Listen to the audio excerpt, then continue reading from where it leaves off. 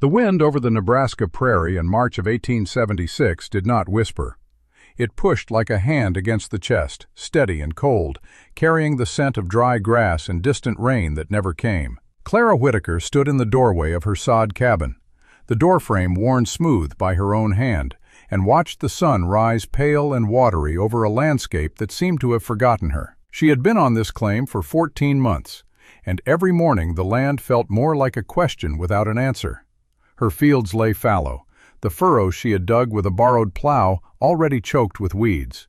The milk cow she had brought from Illinois had died in the winter, despite her best efforts to keep her warm and fed. That loss had cut deeper than she let herself admit, for the cow had been a promise of milk and butter and the small income that kept her alive. Now there was only a handful of chickens scratching in the yard, their feathers dull from poor feed, and a pig that had grown too thin to sell. Welcome to Frontier Secrets. I am your narrator, Elias Vance.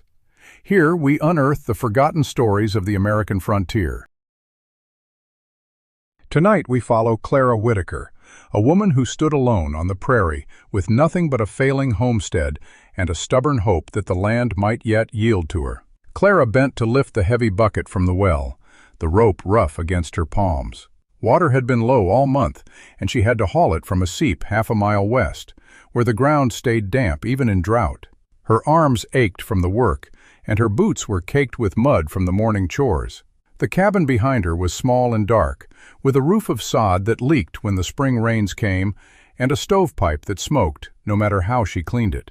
Inside, a single cot stood against the wall, covered with a quilt her mother had stitched before the war. A shelf held a tin cup, a cracked plate, and a jar of salt. There was no flour left, no coffee, no sugar. The last of the bacon had been eaten 3 days ago, and she had soaked the remaining beans in water overnight, hoping they would soften enough to cook. She had not eaten the day before until dusk, and even then it was only a thin broth made from boiling the chicken bones. Her hands trembled as she lifted the bucket, and she told herself it was from the cold. She had come to Nebraska after her husband died of fever in Ohio, leaving her with a small inheritance that she had used to file a claim under the Homestead Act. It had seemed like a bold, hopeful thing at the time, a chance to own land, to build something from nothing. The government had promised 160 acres to anyone who would live on it, improve it, and work it for 5 years. Clara had believed that she could do it. She had packed a wagon and driven west, her savings tucked into a leather pouch beneath her skirts, and she had ridden through rain and mud and summer heat until she found this place. The land was flat and open, with a creek that ran in the spring and a stand of cottonwoods that offered a little shade. She had built her cabin with her own hands, cutting sod bricks and stacking them in a wall that was 2 feet thick. She had dug a well that gave water, though not enough. She had planted corn and beans and squash, and for a few months she had believed that it would work. Then the summer had turned dry. The corn had withered in the field, the beans had failed to set, and the squash had rotted on the vine. The cow had sickened and died, and the chickens had stopped laying.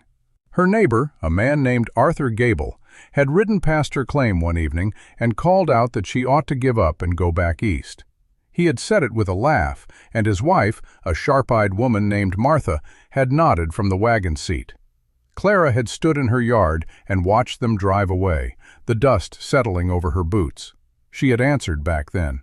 She had said something about staying, about proving that a woman could do it alone. But now, standing at the well with the empty bucket, she was not sure she believed her own words. The wind shifted, carrying the sound of a rooster from the Gable farm, a mile to the north. They had a proper barn, a team of horses, and a cow that gave rich milk. They had fields of winter wheat that had survived the drought because Arthur had known to plant deep and early. They had a house of wood and a stove that did not smoke. Clara had none of that. She had only this patch of ground, this cabin, these few animals, and the weight of her own loneliness pressing down like the sky. She poured the water into a trough for the chickens and watched them crowd around, their beaks dipping and lifting. The pig had wandered to the fence and stood watching her with small, patient eyes. Its ribs showed through its hide, and she knew she would have to slaughter it soon if she could not find feed. But she had no grain, and the grass had been burned to straw by the heat. She leaned against the fence and let her forehead rest on the rough wood, the splinters catching against her skin. For a long moment, she did not move. The prairie stretched around her, empty and silent, and she felt herself dissolving into it, becoming as thin as the horizon. Then she heard the wagon. It came from the south, a low creak of wheels and the jangle of harness. Clara lifted her head and saw a figure approaching, a man in a wide-brimmed hat driving a team of mules. The wagon was loaded with crates and barrels, and as he drew closer, she recognized the trader who passed through every few months, selling supplies and livestock. His name was Ezra Holt, and he had a reputation for bringing odd things, plants from down south, tools no one had seen before, and birds that no one in Nebraska had ever heard of. He pulled up in front of her cabin and set the brake, then climbed down with a grunt. He tipped his hat. "Mornin', ma'am. You look like you could use a bit of luck." Clara wiped her hands on her apron. "I could use a miracle, Mr. Holt." He laughed, a deep sound that came from his belly. "Well, I ain't in the miracle business, but I got something that might interest you. Came across a fella down in Missouri who was selling off his stock. Said he had a flock of guinea fowl he couldn't keep no more. Mean little birds, he said, but they got a purpose." Clara frowned. She had heard of guinea fowl, birds from Africa, people said, brought over by the slave ships.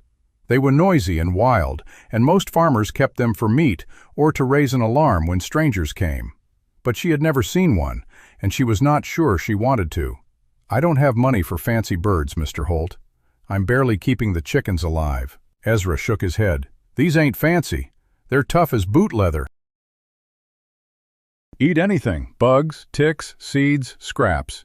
Don't need much water. And they'll holler loud enough to wake the dead if a fox comes sniffing around. I got a crate of 'em, 12 birds for $5. That's cheap, ma'am, and you know it. $5. That was nearly all she had left, tucked into a tin under the floorboards. She thought of the winter ahead, of the empty larder and the thin pig. She thought of Arthur Gable's laughter and Martha Gable's pitying glances. Then she thought of the foxes that had taken 2 of her chickens last month, of the weasels that had killed the 3rd, of the skunk that had dug under the coop. She looked at the guinea fowl crate, where a dozen small gray bodies pressed against the slats, their heads bobbing, their eyes bright and wild. "I'll take them," she said. Ezra handed her the crate, and she paid him from the tin, the coins cold against her palm. He tipped his hat again and drove off, leaving her standing in the yard with the crate at her feet. The guinea fowl shifted and muttered, their chatter filling the empty air. Clara felt a sudden foolish hope rising in her chest, and she tried to push it down. She knew what the neighbors would say. She knew what Arthur Gable would say when he saw those birds dusting in her yard. But she opened the crate anyway, and the guineas spilled out, running and flapping in a blur of gray feathers. They circled her legs, then spread across the yard, pecking at the ground, their heads tilted, watching her with wild eyes. If these forgotten stories of the frontier speak to your heart, subscribe to Frontier Secrets and stay by the fire a little longer. Clara stood in the middle of her yard and watched the guinea fowl settle into the dust. They were strange creatures, with their bare heads and speckled bodies, and they moved in a tight flock, always together, always watchful. One of them let out a loud, harsh cry, a sound like a saw biting wood, and the others answered, a chorus of noise that seemed to fill the entire prairie. Clara laughed, a short, surprised sound that she had not made in months. It was absurd. It was foolish. She had spent her last money on birds that no one else wanted, birds that looked like something out of a fever dream. But as the sun climbed higher and the wind died down, she felt, for the first time in weeks, that she had made a decision that was entirely her own. She walked to the lean-to where the chickens had taken shelter and scattered a handful of cracked corn from the bag she had been hoarding. The guineas followed, their beaks working the ground, their voices a low murmur. She realized then that she would have to find a way to feed them, to shelter them, to keep them safe. It was a burden she had chosen willingly, and she did not know if it would save her or break her. But as she stood there, with the sun warming her shoulders and the strange birds scratching at her feet, Clara Whitaker felt something she had almost forgotten. She felt like she was building a farm. That evening, as the sky turned orange and violet, she sat on the step of her cabin and watched the guinea fowl march toward the coop she had patched together from old boards and chicken wire. They were noisy, clumsy, and utterly ridiculous. And yet, they were alive. They had eaten the ticks and the grasshoppers that had plagued her garden. They had made the yard feel less empty. For the first time in months, Clara thought about the next morning without dread. She thought about the eggs she might gather, the birds she might sell, the flock she might grow. It was a thin hope, but it was a hope. Across the prairie, in the warm, bright kitchen of the Gable farm, Martha Gable was telling her husband about the guinea fowl. She had seen the wagon pull up, had watched Clara hand over her money, and had laughed into her apron. $5 on birds that won't lay a decent egg and won't shut their mouths, she said.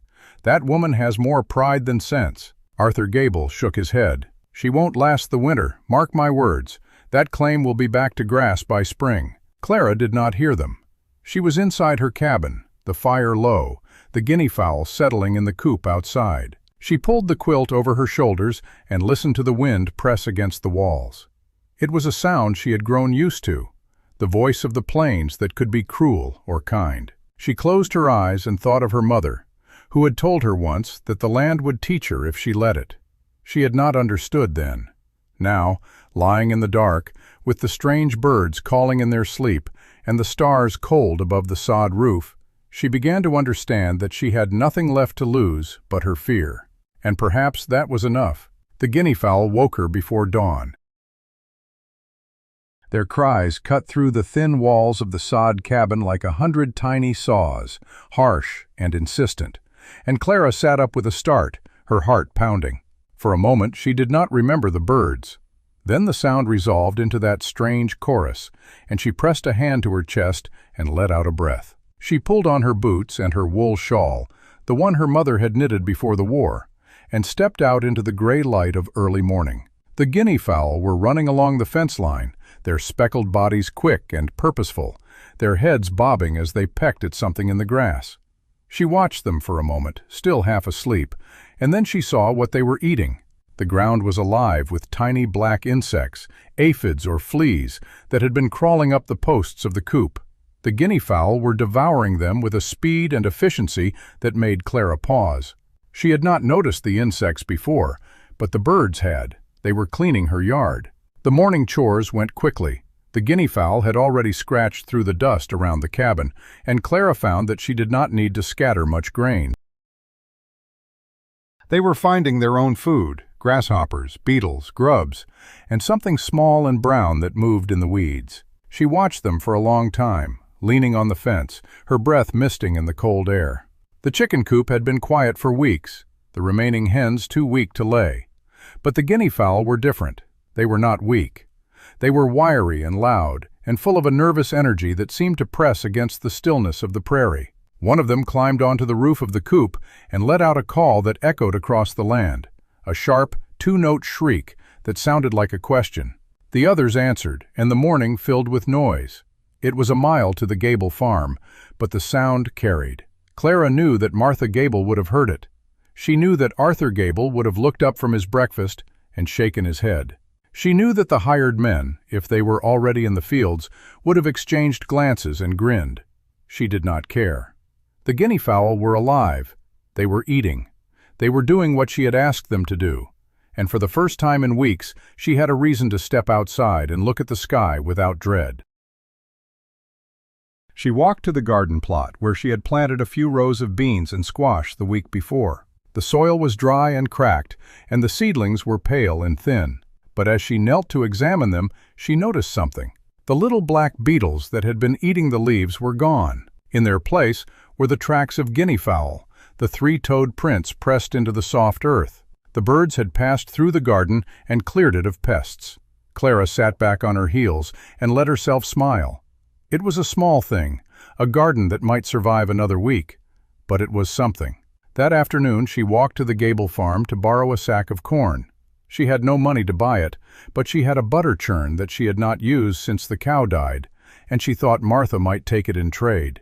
The walk was long, the sun high and hot, and she carried the churn on her shoulder, her boots raising dust with every step. The Gable house was a proper frame house, painted white, with a porch and a stovepipe that stood straight and true.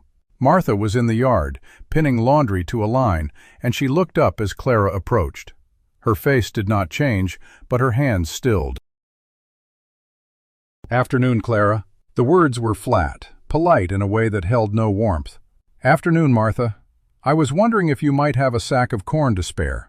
I can trade you this churn for it." Martha's eyes flickered to the churn, then back to Clara's face.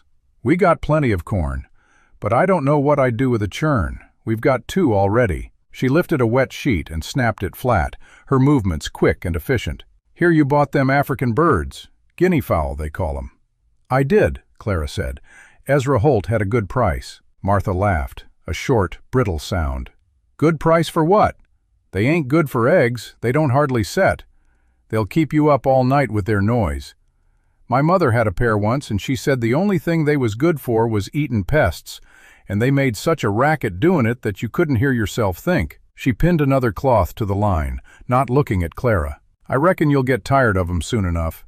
They wander, too. They'll be at our place next, scratching up my garden." "They stay close to the coop," Clara said. "I'll keep them fenced." "Fenced." Martha said the word as if it were a joke. "Guinea fowl don't know fences. They go where they please. You might as well try to fence the wind." Clara felt the heat rise to her cheeks. She had not come here for a lecture. She had come for corn, for the animals that were depending on her. But the words stuck in her throat, and she stood there with the churn growing heavy on her shoulder. Martha finished with the sheet and turned to face her, wiping her hands on her apron. "I'll give you a sack of corn," she said, her voice softer. "But I don't want your churn. You keep it. You might need it if you ever get another cow." She walked into the barn and came back with a burlap sack half full. She handed it to Clara without meeting her eyes. "You'll need it. Your birds ain't going to find enough to eat once the cold sets in." Clara took the sack and thanked her, then turned and walked back across the prairie. The sack was heavy, and the sun was hot, and the guinea fowl called from the distance, a sound that seemed to follow her all the way home. She did not look back. That night, she sat by the fire and counted her money. There was a little less than $1 left, coins that she had hidden in the crack of the hearthstone. She had enough to buy flour once more, maybe a little salt, but not much else. The winter would come, and she had no feed for the animals besides the corn Martha had given her. The pig was still thin, the chickens were barely alive, and the guinea fowl were eating, but she did not know how long that would last. She had heard stories of guinea fowl surviving on nothing, but she did not want to test it. She thought about writing to her sister in Illinois, asking for money. But the pride that had carried her this far would not let her. She had left home with promises, with a picture in her mind of a successful homestead. She could not write and tell them that she was living on cornmeal and water, that she had spent her last coin on birds that no one respected. She went to bed hungry that night, and the guinea fowl called in the dark, and she lay awake listening to them, wondering if she had made a mistake. The weeks passed. The summer turned dry and hot, and the garden withered despite her efforts. The beans turned yellow, the squash blossoms fell off without setting fruit. The guinea fowl continued to scour the yard, but the pests grew fewer as the ground hardened into dust. Clara hauled water from the seep every morning, and she watched the level drop lower each day. She began to ration the corn, giving the guinea fowl only a handful in the morning, and she watched their bodies grow lean. They still called, still ran, still scratched at the dirt. But there was a desperation in their movements now, a restlessness that she recognized in herself. One evening, as she sat on the step with a cup of water and a piece of dry bread, she saw a wagon coming from the south. It was not Ezra Holt. It was a man she did not recognize, with a gray beard and a tired face, driving a team of mules. He pulled up in front of her cabin and climbed down, his movements slow and careful. "Evening, ma'am. I'm Joseph Baker, from over by the Platte. Heard you got guinea fowl." Clara stood up, her heart beating fast. She had not told anyone, but word traveled on the prairie faster than the wind. "I have a few," she said. "What's your interest?" "Them birds," he said. "They eat ticks, don't they? I got a herd of cattle down south, and the ticks have been eating 'em alive. Calves have been dying. My neighbors are losing cows." "I heard a woman up here had a flock of guinea fowl, and I figured I'd come ask if you'd sell me a pair." Clara looked toward the coop.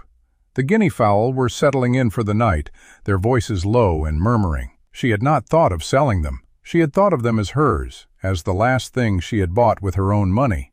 But Joseph Baker was offering a chance. "What would you pay?" $2 a bird. I'll take a pair, a male and a female, if you can tell them apart." $2. That was nearly half of what she had spent on the whole flock. She could buy corn, flour, maybe a new shovel. She led him to the coop and pointed out a sturdy hen and a cock with a bright comb. He paid her in silver, and she held the coins in her hand as he drove away, the guinea fowl caged in a crate behind him. She stood there for a long time, feeling the weight of the money.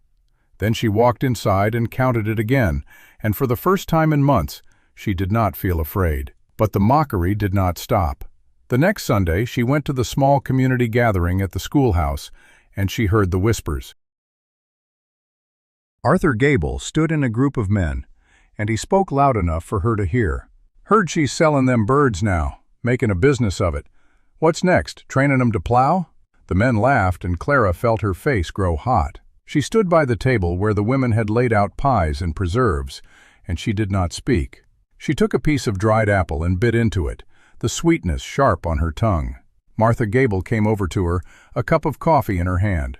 "Don't mind Arthur," she said quietly. "He's got a way of talking that ain't always kind. But he's right about one thing.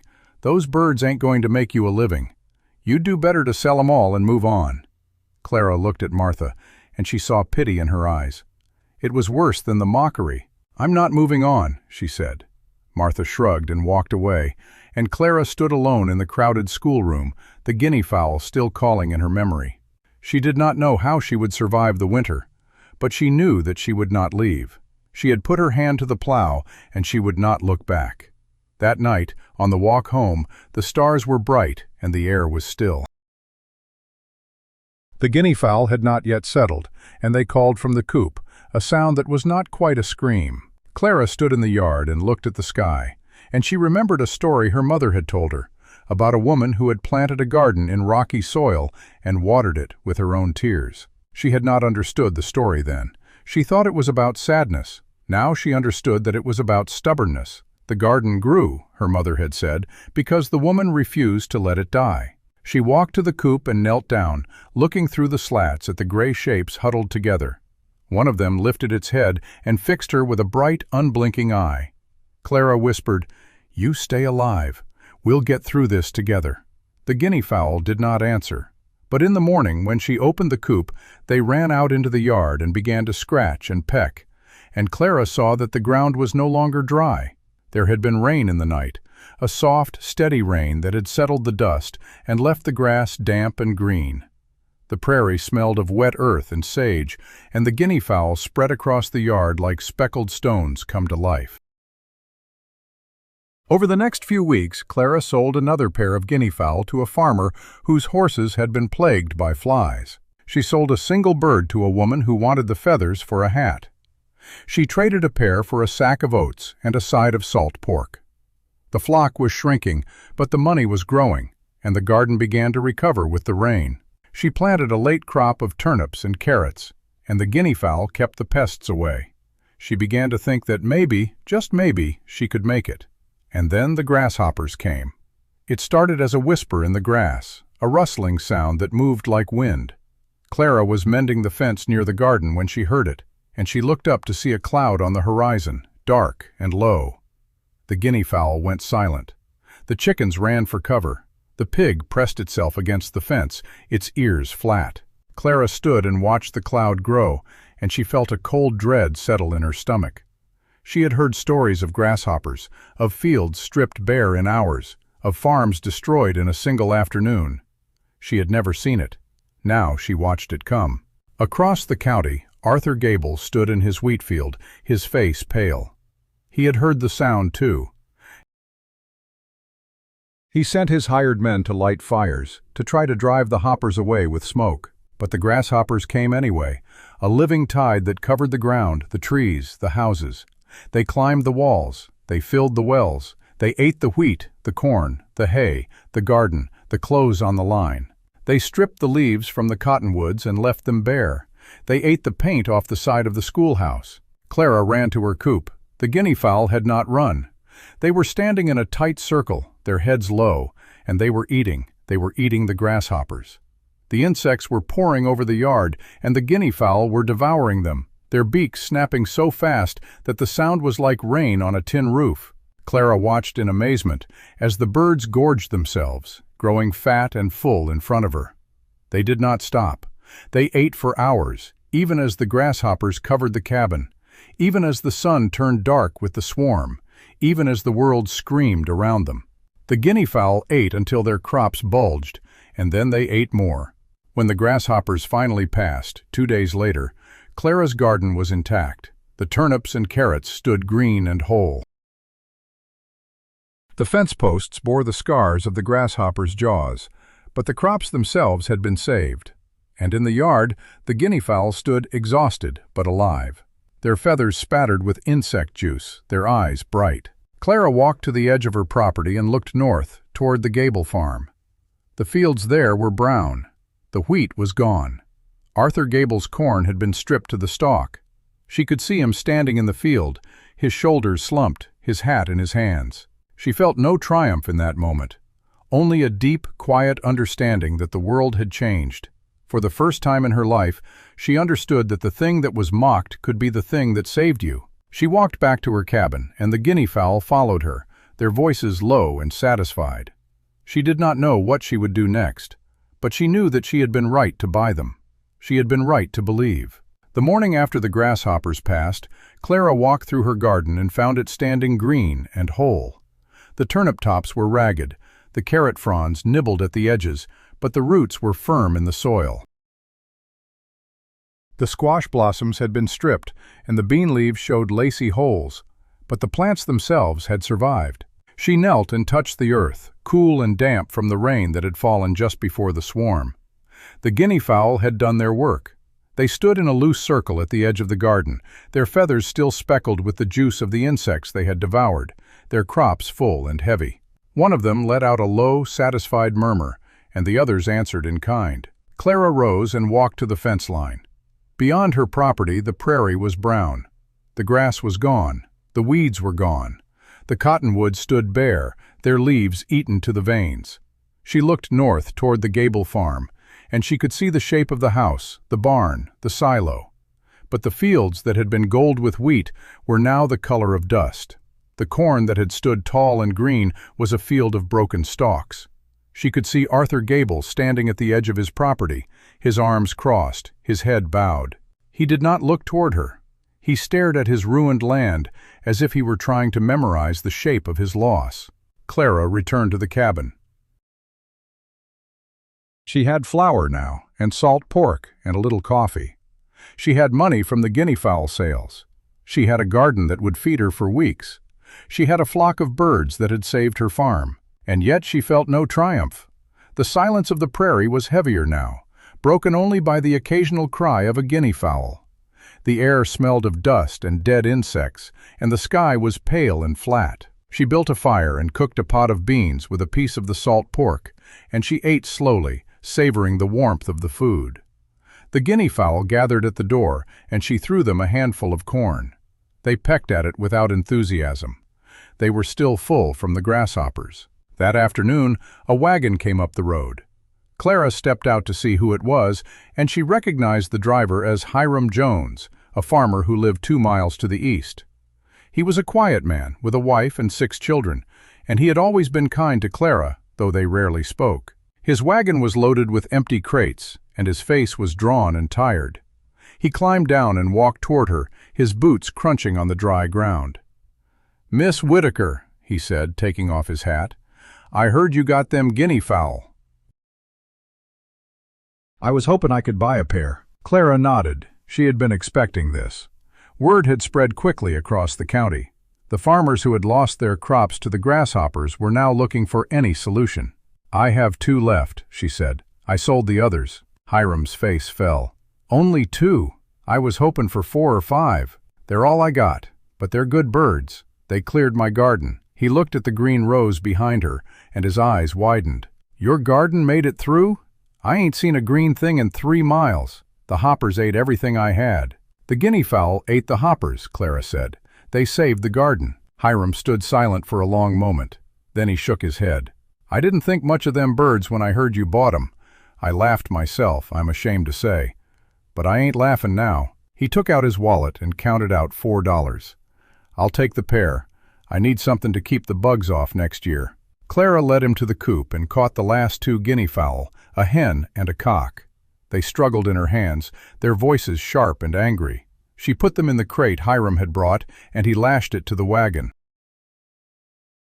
He tipped his hat to her and drove off, the guinea fowl calling all the way down the road. Clara watched him go, and she felt a strange emptiness settle in her chest. The flock that had saved her was now reduced to a few birds scratching in the yard. She had sold the others for money, and now she had almost nothing left but the garden and the silver coins in her pocket. That evening she counted the money. She had nearly $18 now, more than she had seen in months. She could buy a new cow maybe, or a pig that was worth feeding. She could repair the roof before winter. She could buy seed for the spring, but she could not buy back the flock. She sat on the step and watched the sun set, the sky turning orange and purple, and the remaining guinea fowl, 3 of them, left behind because they were too young or too small to sell, clustered near the coop. They were quiet now, their voices a low murmur. She thought about the days when the yard had been full of them, when their noise had filled the air, and the ground had been alive with their scratching. Now the yard was silent. The garden was saved, but the flock was gone. She did not know if she had made a mistake. The next morning she woke to a knock at the door. It was Arthur Gable. He stood in the gray light, his hat in his hands, his face lined and tired. He had not shaved in days, and his clothes were stained with dirt. Clara stepped back, surprised, and he took a step forward, then stopped. "Miss Whitaker," he said, his voice rough, "I come to ask you something." She did not speak. She waited. "I lost my wheat," he said. "I lost my corn. I got a family to feed, and I ain't got nothing left but a few cows and a team of horses. I heard you sold guinea fowl to Hiram Jones. I heard they saved your garden." He paused and looked at the ground. "I was wondering if you had any left to sell me." Clara looked at the coop. The 3 remaining birds were huddled together, their heads tucked under their wings. They were small and young, barely half-grown. They would not be ready to sell for weeks, if ever. "I sold the last pair yesterday," she said. "I only have 3 young ones left. They're not ready." Arthur's face hardened.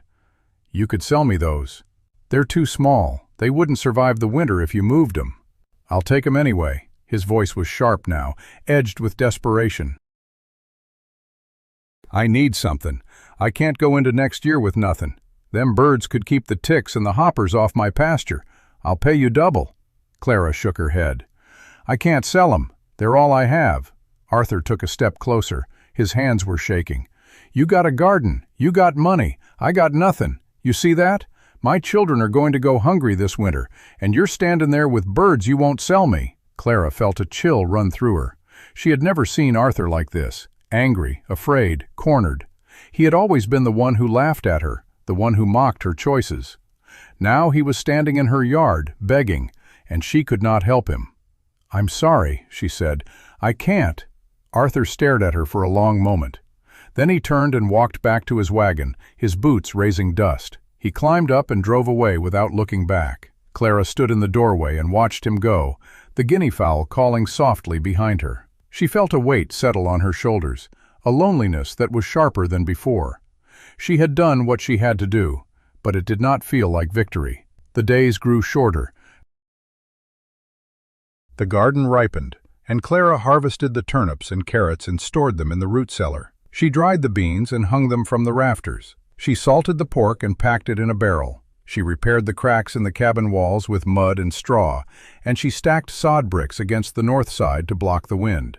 The 3 young guinea fowl grew, their feathers filling out, their voices deepening. They followed her everywhere, scratching at her heels, chattering at the sky. She began to think of them as companions, not livestock. She named them after the sisters she had left behind in Illinois, Hannah, Ruth, and little Esther. It was a foolish thing to do, naming animals she might have to eat, but she did it anyway. One evening, as she sat by the fire, she heard a noise outside. It was late. the moon high and full, and the guinea fowl were roosting in the coop. The noise came again, a scraping sound, like wood against wood. Clara picked up the lantern and opened the door. The yard was empty. The wind was still. She walked to the coop and shone the light inside. The guinea fowl were huddled together, their eyes bright, their feathers fluffed.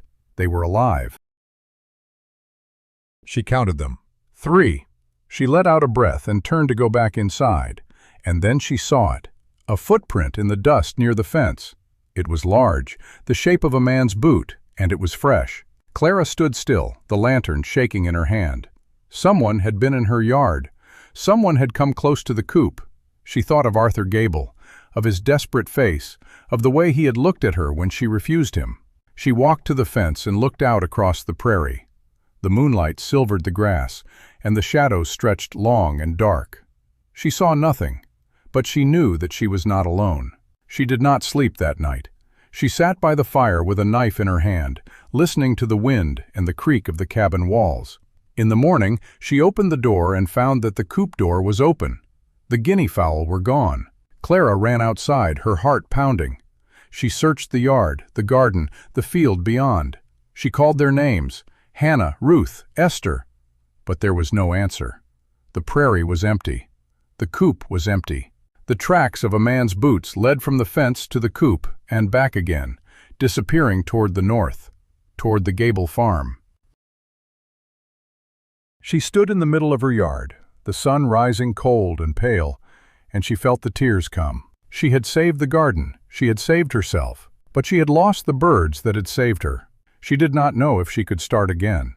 She did not know if she had the strength. She walked to the cabin and sat on the step, her hands folded in her lap. The wind blew across the prairie, and it carried no sound but its own. Then, from the distance, she heard a call. It was faint, almost lost in the wind, but it was there, a sharp, two-note cry, like a saw biting wood. Clara lifted her head. She listened. The call came again, closer this time. She stood up and walked to the edge of the yard, shielding her eyes against the sun. And there on the horizon, she saw them. 3 small shapes moving across the brown grass, their heads bobbing, their voices rising. The guinea fowl were coming home. The guinea fowl came home at a steady walk, their heads bobbing, their voices rising and falling in a call that Clara had come to know as a greeting. Hannah, Ruth, and little Esther stepped through the gap in the fence as if they had never been gone, their feathers smooth and clean, their eyes bright. Clara knelt and held out her hand, and Hannah hopped onto her palm, the claws cool and light. The bird let out a soft murmur, and then jumped down to join the others in the dust bath they had scratched near the coop. Clara sat back on her heels and watched them, a wave of relief washing through her so strong that she had to press a hand to her chest. They were alive. They had come back. She did not know where they had gone or who had opened the coop door, but it did not matter now. She examined the coop carefully.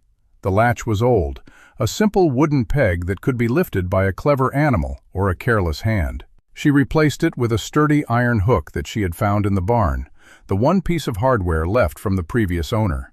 She drove it deep into the frame with a rock, and she tested it 3 times before she was satisfied. The guinea fowl watched her from the yard, their heads tilted, their voices a low, questioning murmur. When she finished, she scattered a handful of corn and stood back to watch them eat. The sun had climbed higher now, and the day was warm.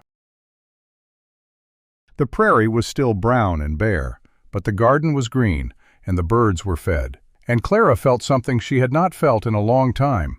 She felt steady. That steadiness lasted 4 days. On the 5th morning, Hiram Jones came riding up to her cabin on a horse, his face tight with worry. He did not dismount. He leaned from the saddle and spoke in a voice that was barely controlled. "Miss Whitaker, I need to ask you something urgent. Them guinea fowl you sold me, they been eatin' ticks like you said. I let 'em range in the pasture, and they cleaned the place up. But now my neighbor, a man named Silas Potter, he's losing cattle. Texas fever, the vet says. Ticks are carrying it. His whole herd is starting to sicken. He's seen my guinea fowl, and he wants to buy 'em off me. I told him I couldn't spare 'em, but he's talking about getting the county to order all poultry destroyed, claiming they spread the fever." Clara's blood went cold. She had heard of Texas fever, a disease that killed cattle by the hundreds in the southern plains. It was carried by ticks, but she had never heard anyone blame birds. "That don't make sense," she said. "Guinea fowl eat ticks." "They'd stop the fever, not spread it." Hiram shook his head. "I know it, but Silas is scared, and scared men ain't reasonable. He's talking to the county commissioner. He's saying your birds and mine brought the ticks onto the prairie. He's got half the township believing it." Clara stood in the yard, the guinea fowl gathered at her feet. She looked at the brown horizon, at the miles of empty prairie where the grass had not yet recovered from the grasshoppers. "How many cattle has he lost?" "4 so far. More are sick.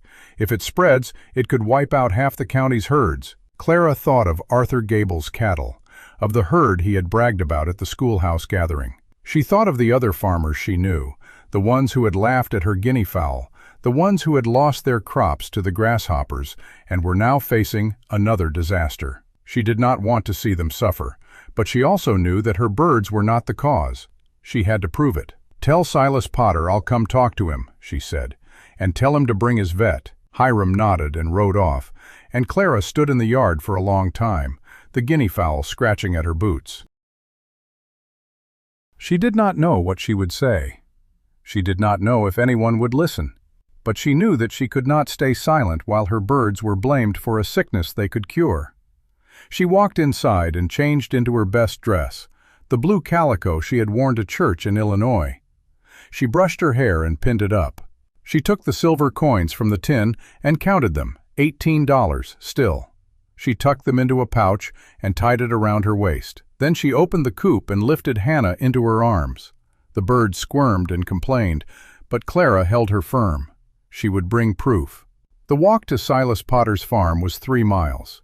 The sun was high and hot, and the guinea fowl followed her, Ruth and Esther trailing behind like a pair of speckled shadows. Clara carried Hannah in the crook of her arm, and she talked to her as she walked, a low, steady murmur. "We're gonna show 'em," she said. "You just do what you do. Eat the ticks. Show 'em what you are." Hannah blinked her bright eyes and made a soft sound, and Clara took that as agreement. Silas Potter's farm sat in a shallow valley where a creek ran thin and brown. The barn was large, and the pasture was fenced with good wire, but the cattle in the corral were listless, their heads hanging, their coats dull and rough. A dead calf lay near the fence, covered with a tarp.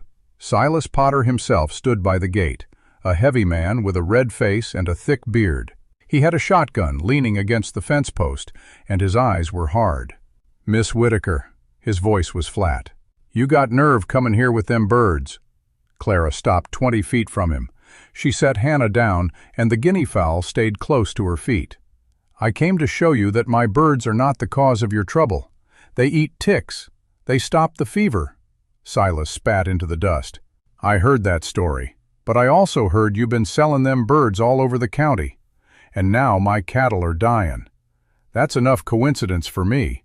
"It's not coincidence. It's cause and effect, but not the way you think. Your ticks came from the cattle you brought up from Texas last spring. Every man in the county knows you bought 'em cheap from a drover. Those cattle carried the fever tick. My birds never had a tick on 'em because they eat 'em." Silas's face reddened. "That's a lie." "You bring your vet out here," Clara said. "Let him look at my bird. Let him look at the feathers, the skin, the feet. If he finds a single tick, I'll burn my coop and never keep another fowl as long as I live. But if he don't, you'll apologize, and you'll pay for the damage you've done to my name." The men standing near the barn had gathered now. Hiram Jones was among them, and Joseph Baker, and a man Clara did not recognize. The veterinarian was a small, gray-haired man named Dr. Parsons. He stepped forward and knelt, and Clara held Hannah out to him. He examined the bird carefully, parting the feathers, checking the legs, the neck, the vent. The guinea fowl stood still, its head turning to watch him with one bright eye. Dr. Parsons straightened and looked at Silas. "There's not a tick on this bird, not one. And I've examined the ticks on your cattle. They're the southern variety, Boophilus annulatus. They come from Texas stock, not from poultry." Silas Potter stared at the ground. His jaw worked, but no words came. Then he looked at Clara, and his face softened, just a little. "I was wrong," he said, the words coming slow and rough. "I should not have accused you." Clara nodded. She did not smile. She picked up Hannah and turned to walk home, the other 2 guinea fowl falling in behind her. The men watched her go, and she heard Hiram Jones say, low and clear, "Woman's got more grit than half the men in this county." She did not look back. But the trouble was not over. The fever spread. Silas Potter lost 4 more cattle, and other farmers reported sick cows. The county commissioner called a meeting at the schoolhouse, and every farmer within 10 miles attended. Arthur Gable stood at the back, his arms crossed, his face unreadable. Clara sat on a bench near the front, the 3 guinea fowl in a crate at her feet. She had brought them because she knew that seeing them would be easier than imagining them.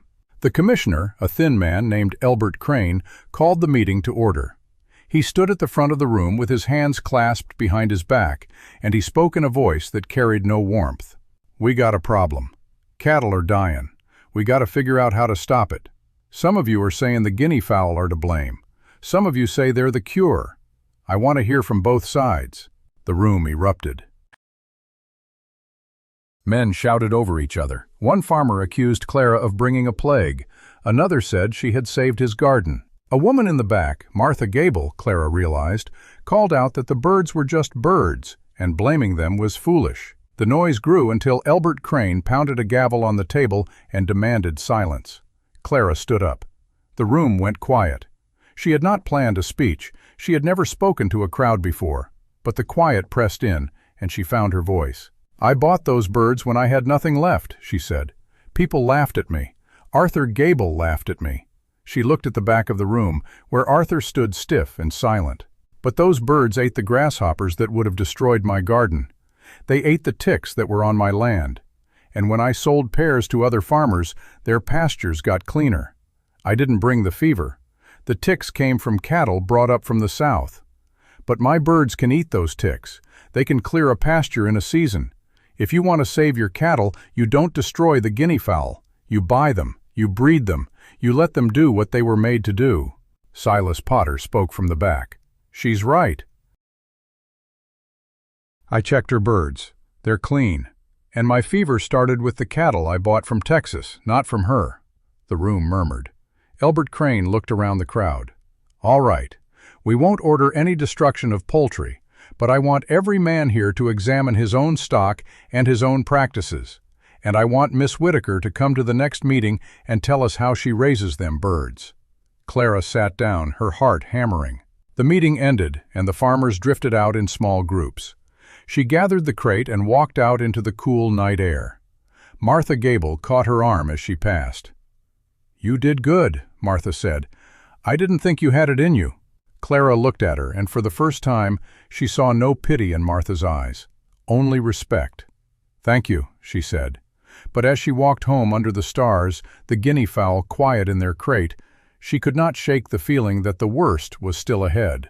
Arthur Gable had not spoken. He had not looked at her. And she knew that a man like Arthur did not forget humiliation. He would not let her triumph stand. The next morning she woke to find the coop door open again. The iron hook was lying in the dust, and the guinea fowl were gone. Clara stood in the yard with the iron hook in her hand, the dust still settling where the guinea fowl had been. The coop was empty, the door hanging open, the straw inside undisturbed except for the hollows where the birds had roosted. She turned the hook over in her fingers. It was not broken. It had been lifted, deliberately, by a hand that knew how to work a latch. She looked north, toward the Gable farm, and a cold certainty settled in her chest. Arthur had taken them. He had come in the night, while she slept, and he had opened the door and driven her birds away. She did not cry. She was past tears now. She set the hook on the step and walked to the fence line, scanning the prairie. The grass was still brown from the grasshoppers, and the ground was hard and cracked. There were tracks, small, three-toed prints leading north, and beside them the deeper marks of a man's boots. She followed them for a quarter-mile, and then they merged with the wagon track that led to the Gable farm. There was no doubt now. Arthur had taken her birds. Clara walked back to the cabin and sat on the step. The sun was climbing, and the day was already hot. She had no proof that would hold up before a judge, and no money to hire a lawyer. She could march to Arthur's farm and demand the birds back, but she knew what he would say. He would deny it. He would laugh at her. He might even threaten her. She had seen the desperation in his face when he had come to buy the guinea fowl, and she knew that a desperate man was capable of anything. She thought about the 3 young birds, Hannah, Ruth, and little Esther. She had named them after her sisters, after the family she had left behind. They had followed her through the garden, had slept in her lap on cold nights, had called to her at dawn with their harsh, familiar voices. They were not just livestock. They were the last living things that belonged to her alone. And Arthur had taken them. She stood up and walked inside. She changed into her work dress, the one with the torn sleeve, and she put on her boots. She took the shotgun down from the wall. It was old, a single barrel that had belonged to her husband, and she had never fired it. She loaded it with the only shell she had, and she set it by the door. She did not want to use it.